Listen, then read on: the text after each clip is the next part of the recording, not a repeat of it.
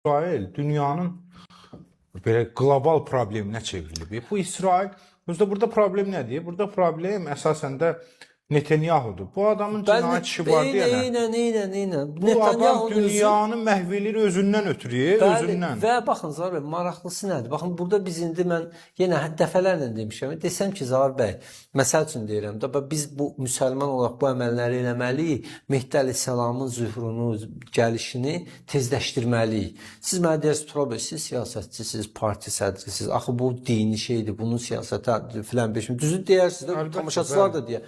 Amma İsraildə bu dövlət siyasətidir.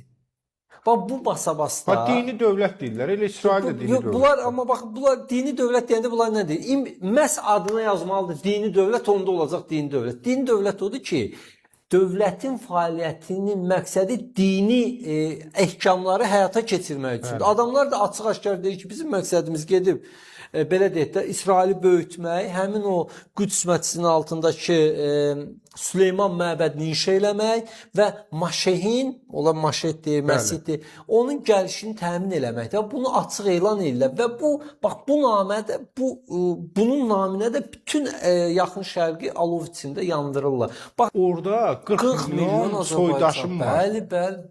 Əmim oğlu var, dayım oğlu var, xalam oğlu var, bibim oğlu var, qardaşım var da. Elədir. Sən onda deməli... Eyni dildə baxırsınız müsahibələrə.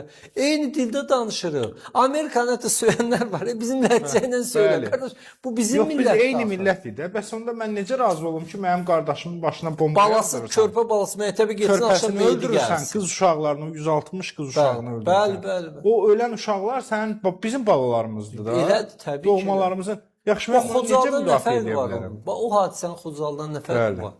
Hələ bu körpə uşaqlar, hələ ümumi İranda götürsə.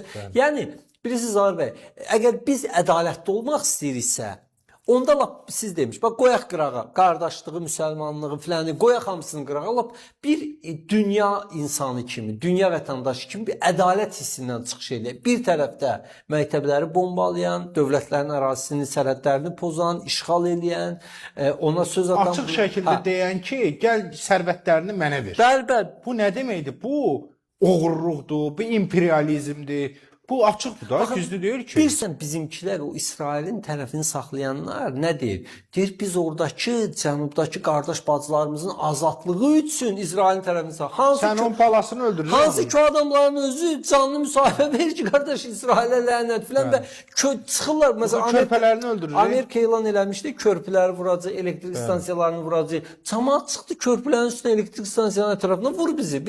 Sən ondan çox istəməyəcəksən ki, azadlığı. Ya o istəsəydi, o da məqamdan istifadə edərdi. Zahir bəy, düzdür, əlinə silah alıb rejimə qarşı çıxardı. Əlinə Xamneyinin şəklini və yaxud da İranın bayrağını alıb dövlətdən dəstək olmazdı da.